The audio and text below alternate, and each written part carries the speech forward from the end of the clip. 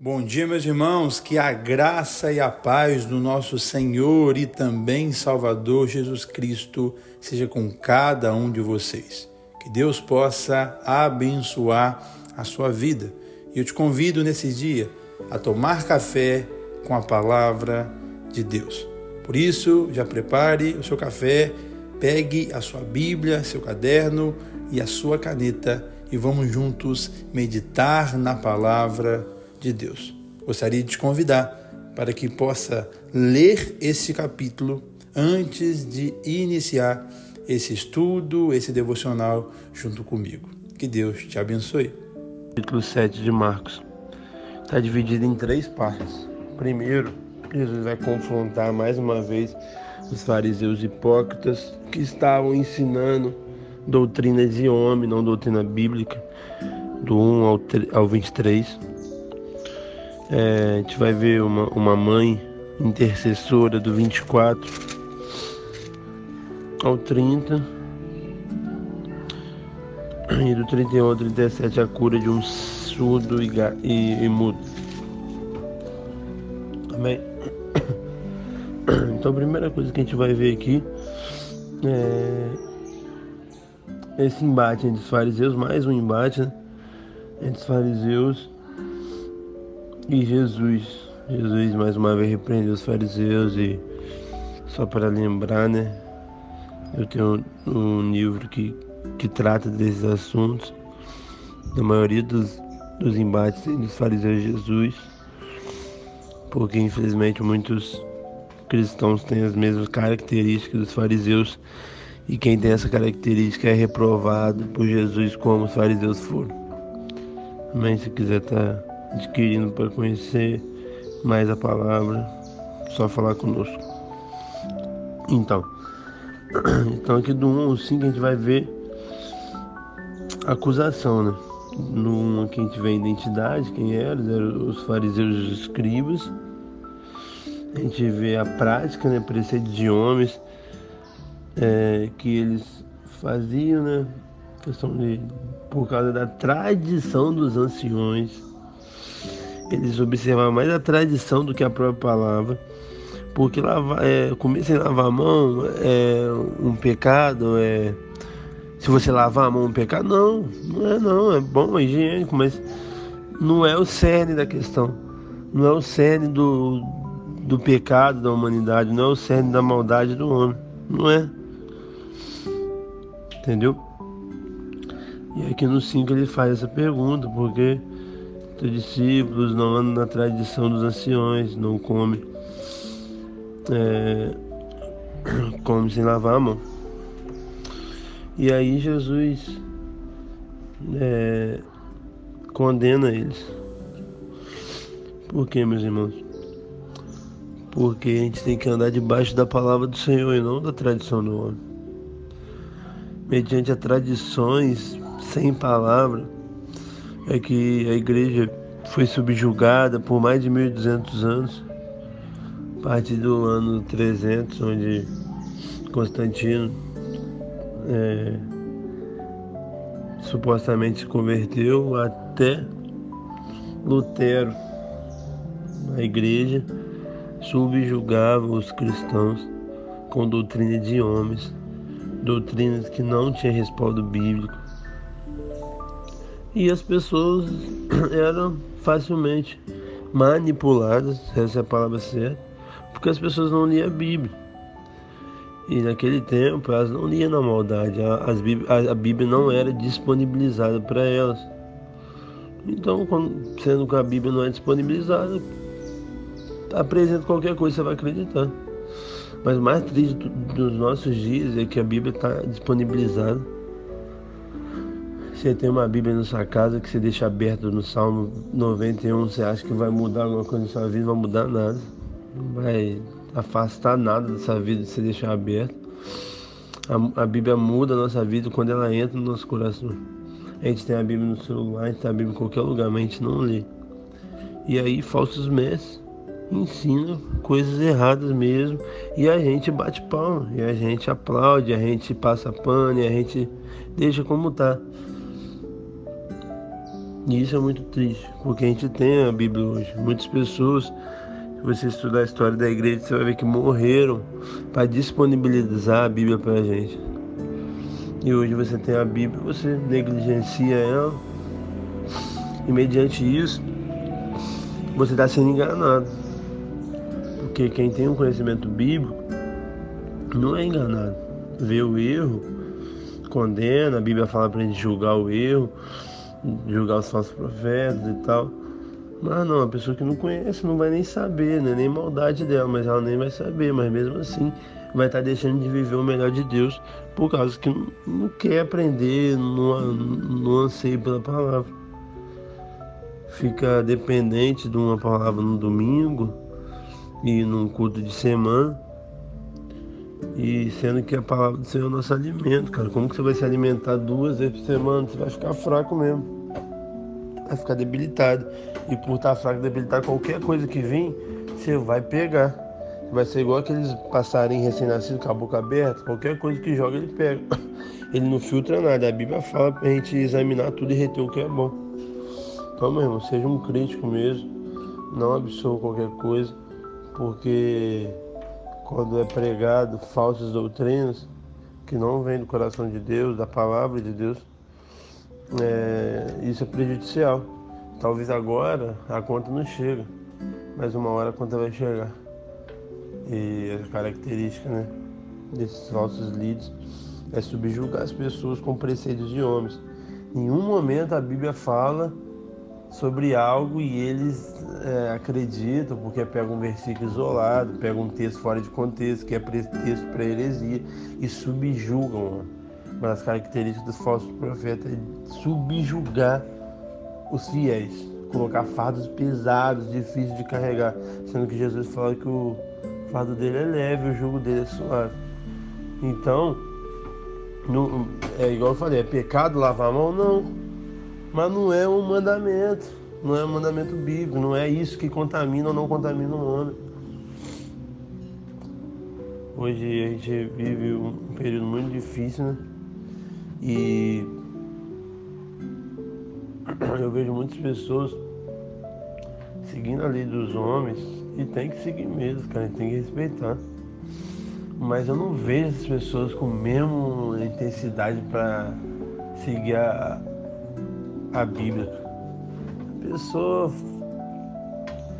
coloca um monte de empecilho, mas quando é a lei dos homens, quando é algo que pode prejudicar a vida dela terrena aqui, porque muitas pessoas acham que a maior coisa que pode acontecer na vida dela é essa vida, e essa pessoa que entende isso não entendeu nada, porque é a vida eterna. Eu fico triste. Porque, igual eu falei, a gente tem que vigiar muito, a gente tem que seguir as leis sim, mas muito mais as leis de Deus, meu irmão. O mesmo encargo que você tem para obedecer às ordens impostas pela OMS, você tem que obedecer muito mais às leis de Deus. Então, não deixe a doutrina de homens, não deixe a doutrina de governos guiar sua vida mais do que a palavra de Deus. Tem um filtro para saber o que é de Deus e o que não é. Tá bom? Aí Jesus já chega com 2 pés no peito, chamando eles de hipócrita, falando que a profecia de Isaías estava se cumprindo, porque ele honra com os lábios, mas o coração está longe dele. Em vão me adoram, verso 7, ensinando doutrina que são preceitos de homens e negligenciando o mandamento de Deus. Então essas pessoas, esses líderes, e muitos deles também, eu acredito que talvez nem sabem, que não tem nem a noção que está nesse jeito, porque foi talvez criado desse jeito. Então ele só está reproduzindo algo que ele ensinaram para ele sem a Bíblia. Ou com a Bíblia, você só tem que ler aqui, ó, esse versículo que você pula, não lê o contexto. Foi ensinado e doutrinado, e a pessoa acha que está agradando a Deus, mas não está agradando a Deus.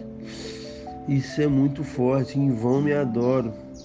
Meu irmão, por isso que a gente tem que ter essa vida de leitura da palavra, de oração, pra gente saber se a gente está adorando a Deus de verdade, se a gente está agradando a Deus de verdade.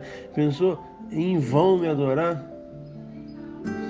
É igual uma ilustração, né? Não é isso não é Não vai acontecer, mas vamos botar que você faz um bolo para Jesus de chocolate, você prepara o melhor bolo, o melhor ingrediente, tudo, e dá para Jesus, e Jesus não gosta de bolo de chocolate, ele gosta de bolo de laranja. Vai adiantar o quê? Em vão você fez. Entendeu? Então a gente tem que tomar muito cuidado com isso.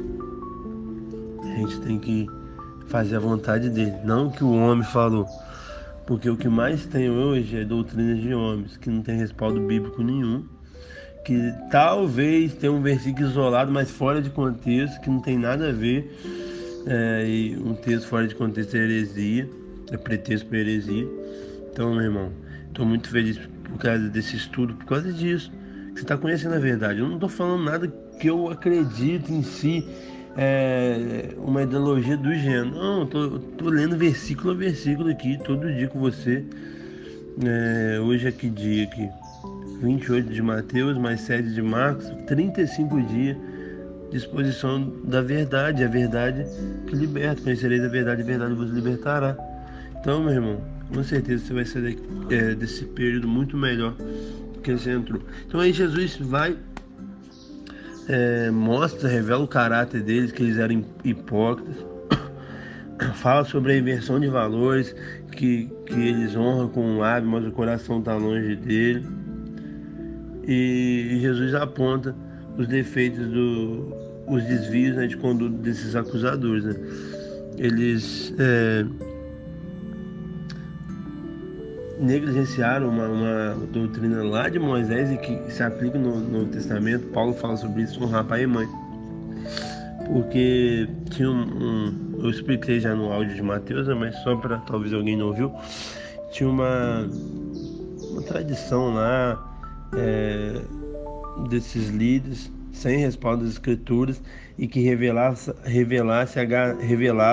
a ganância do coração deles, que eles faziam tipo uma penhora do seu salário, dos seus bens com o templo. Ele não poderia tirar, nem se os pais precisassem. Então ele deixava de honrar pai e mãe, abençoando numa necessidade, para supostamente estar fazendo a obra de Deus. E não era, ele só estava revelando um coração ganancioso que eles tinham e que não queria ajudar ninguém. É forte. Aí aqui Jesus confronta, aponta esse erro das escrituras, não o erro dos anciões que ele cometia, mas das escrituras, porque dos anciões eles eram ortodoxos, eles eram certinho, fazia tudo certinho. Aí Jesus no 15 fala aqui: a contaminação não vem de dentro, mas de fora, né? E aqui no 16, no 15, a gente vê que em vez de meras cerimônias de purificações externas, a gente deve ter esse senso para internamente. Não que você tem que andar de qualquer jeito, não tem que ligar do que você está fazendo. A Bíblia fala para a gente fugir da aparência do mal, a gente tem que vigiar as pessoas, tem coisa que escandaliza e tal, mas não por causa disso, a gente não é por causa disso que a gente tem que viver de aparência, igual os fariseus viviam, igual muitas pessoas vivem. A pessoa tem um casamento destruído, horrível mesmo, e quer pregar sobre o casamento. Tem uma família machucada e quer pregar sobre família, de vez se tratar, de vez ter humildade. Não, quer ser aquela pessoa soberba que não, eu não tenho problema, não, eu sou perfeito. A pessoa prega uma coisa e não vive outra. Essa pessoa vive de aparência. O mais importante não é o ato em si, o pecado, e sim o erro em si, mas é a aparência. A gente tem que se mostrar. Todo mundo tem que ver que eu estou fazendo isso. Todo mundo tem que ver que eu estou fazendo aquilo. E isso é complicado, meus irmãos. Os fariseus gostavam disso, e isso é reprovado por Jesus. E aquele do a partir do 17, ele explica, né? A multidão pergunta e ele explica. Aí ele fala, o que você come, cara, vai pro intestino, depois você faz número 2, acabou. Mas o que sai do homem se contamina o homem. 21 fala, porque dentro do coração do homem procede os mal designios, prostituição, furto, homicídio, adultério. 22, avareza, malícia, dolo, lascívia, inveja, blasfêmia, soberba. Entendeu? E isso que contamina a gente. A semente adâmica. Não propriamente lavar assim, comer sem lavar a mão. Então, meu irmão, foca na palavra, não em preceito de homens. Senão, cada hora, os caras é muito criativos, esses caras. Da hora eles inventam uma. Daqui a pouco vai inventar outra. Vai falar que, mesmo depois que dá uma tranquilizada no Covid e tal, daqui a pouco vai falar que é obrigado para sempre usar máscara. É obrigado para sempre, sei lá, fazer distanciamento. É obrigado para sempre não abraçar mais ninguém. Sei lá, tô dando um exemplo. Mas é cada coisa que eles inventam. E é desde muito tempo.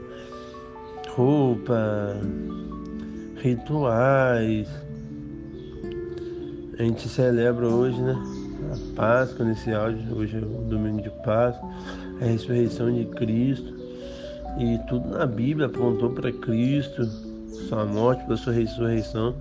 E a gente tá lá no Velho Testamento ainda, tá colocando sangue de cordeiro no umbral da porta, tá andando para cima e para baixo com a Arca da Aliança e não entende que tudo isso apontou para Jesus. Tá querendo guardar o sábado, se o sábado é o próprio Jesus, que é o nosso próprio descanso. Tá achando que o monte é um lugar místico, só porque Jesus foi, e você tem que entender por que Jesus foi. Jesus foi porque era um dos poucos lugares que ele ficava sozinho. E mesmo assim, ele tinha que usar as ajudas dos discípulos para brecar a multidão, porque ele, pelos seus prodígios e milagres, ele era uma celebridade ali da época. Se você pegar um jogador de futebol, sei lá, um artista aí, sei lá, e informar que ele tá aí na sua casa, no seu bairro, muita gente vai ficar aí na porta. Então, se ele quiser orar, ele talvez vai ter que se retirar para um lugar isolado, que era, no caso de Jesus, foi um monte. E hoje a gente acha que há uma mística no monte. Não. E aqui eu não estou condenando quem vai no monte, você pode ir quantas vezes você quiser, mas não acho que existe uma mística no monte, na igreja, até no seu quarto, propriamente não. É você e Deus. Quando Jesus fala, entra no seu quarto e fecha sua porta, ele está falando de intimidade, não de geografia, porque se ele falasse literalmente por causa do quarto, a pessoa que tem 10 irmãos que dormem no mesmo quarto, que intimidade é essa com 10 pessoas? Entendeu? Então vai para onde você quiser, mas nenhum lugar é místico. Nenhum lugar você sente mais a presença. No monte você pode sentir mais frio, mais vento, mas a presença não, cara. A presença está dentro da gente. O Espírito Santo está dentro da gente. A palavra do Senhor fala que Jesus estaria conosco até a consumação do século. Então, meu irmão, tome cuidado com o preceito de homens, tá? E aqui do 24 vai falar sobre uma mãe abençoada. Você que é mãe, você que é pai também, aprenda com essa mulher, uma mulher sírio-fenícia, que não era judia, né? Tinha sua filha possessa de um espírito imundo e demoniado e tal. E ela vai até Jesus para Jesus o curar. O que a gente pode destacar aqui? Primeiro, né, que essa mãe, ela discerne o problema da filha, ela discerne a solução do problema da filha, ela discerne que pode clamar em favor da filha. Meus irmãos, como que está a vida dos seus filhos hoje? Ou talvez não só dos seus filhos, dos seus enteados, dos seus sobrinhos, dos seus afilhados, quem você ama. Como que tá? Um exemplo que eu uso, meu irmão, e ele é muito, eu acho muito assertivo. A gente vê muitos jovens perdidos no mundo.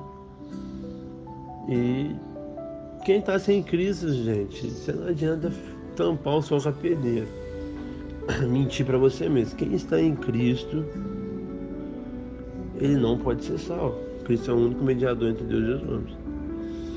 Talvez vocês perguntem, meu filho, ele era da igreja, ele saiu, aí tal, meu primo, aí ele morreu. Mas será que ele se converteu ali no último momento, no último suspiro? Não sei. Eu não sou juiz para falar que ninguém não foi salvo.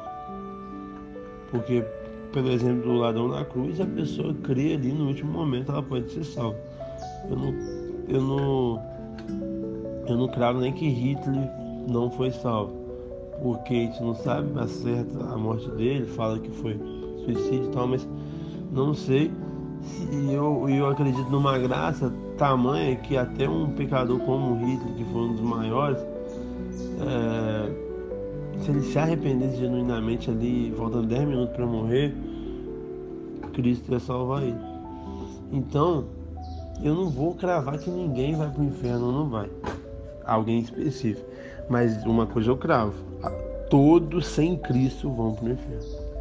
Então aí, se aconteceu isso já, você pode pensar, será, não sei, vai ficar com essa incógnita no resto da vida. Mas você sabe que se não se arrependeu, foi. E hoje, as pessoas que você ama, se não se arrepender, vai. E aí você vai ficar esperando o último suspiro, ou você vai fazer algo agora? Se alguém que você ama estivesse numa casa pegando fogo, o que você faria? Com certeza, se você ama, você entraria. Não esperava nem bombeiro, não pegava equipamento, você entraria. Porque ia pegar fogo e ela ia morrer. E ia salvar. E por que hoje a gente não faz isso pela salvação dos nossos filhos, dos nossos sobrinhos, dos nossos amigos?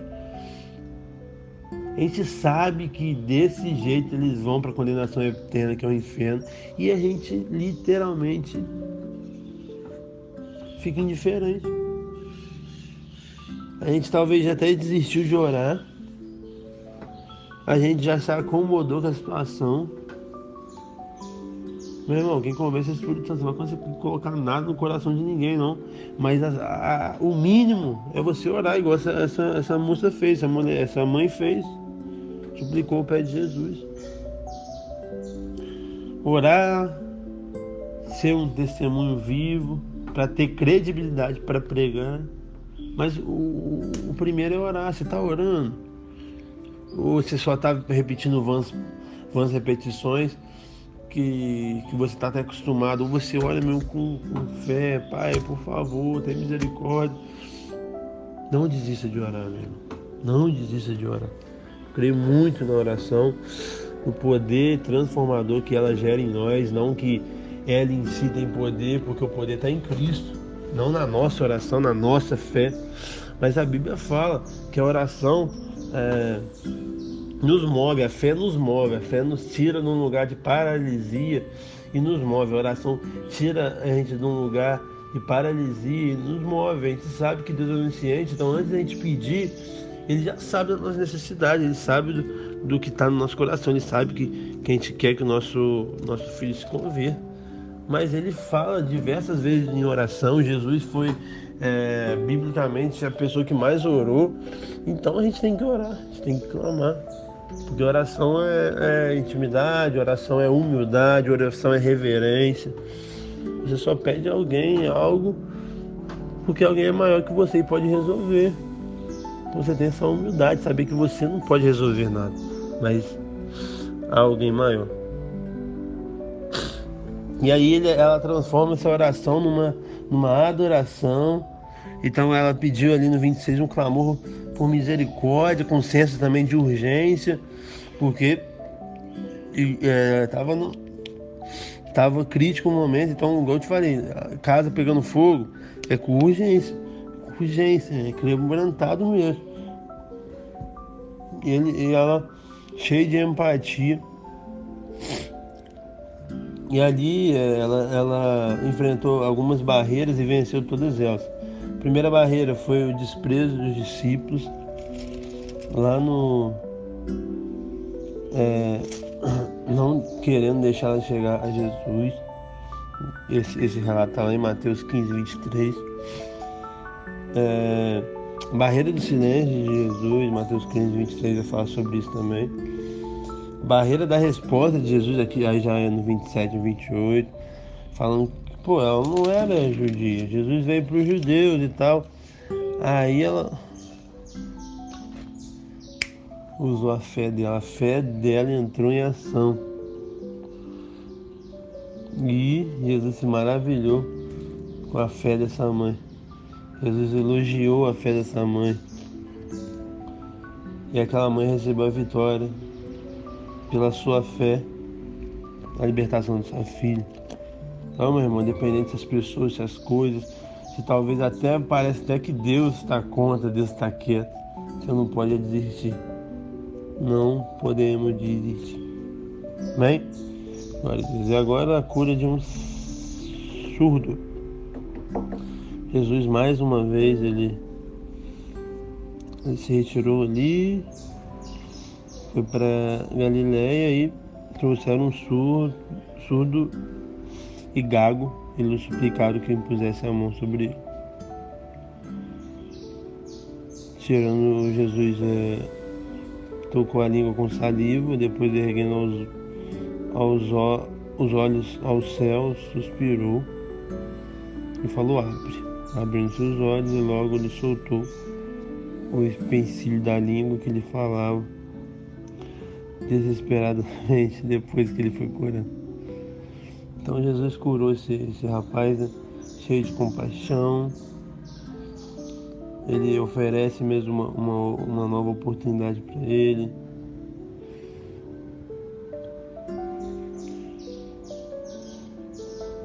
E esse rapaz foi curado. Ele realizou mais uma vez um milagre longe dos holofotes. E aqui Jesus usou, claro, o poder dele, mas também usou a fé do rapaz. Entendeu? Normalmente ele só falava, normalmente ele falou: já está curado, mas aqui ele usou uma tática diferente, saliva, e colocou nos olhos dele. Jesus não precisava, mas usou a fé dele. Jesus quer usar a nossa fé, mesmo que ele não está condicionado à nossa fé. Então teve uma cura completa e imediata para a glória de Deus. E depois ele proibiu aqui no 36 essa publicação, né, desse milagre. E no 37 aqui, para finalizar, todo mundo ficou maravilhado pelos feitos dele. Glória a Deus. Jesus é maravilhoso, meu irmão. Glória a Deus. Deus abençoe. Glória a Deus, meus irmãos. Mais um momento abençoado de café com a palavra. Espero do fundo do meu coração ter te edificado, te abençoado, te ensinado em algo. E gostaria muito que você pudesse curtir esse vídeo, você pudesse comentar, pudesse se inscrever no canal para que possamos alcançar mais e mais pessoas, e também que você possa compartilhar. E Deus abençoe sua vida. Eu te espero amanhã no Café com a Palavra.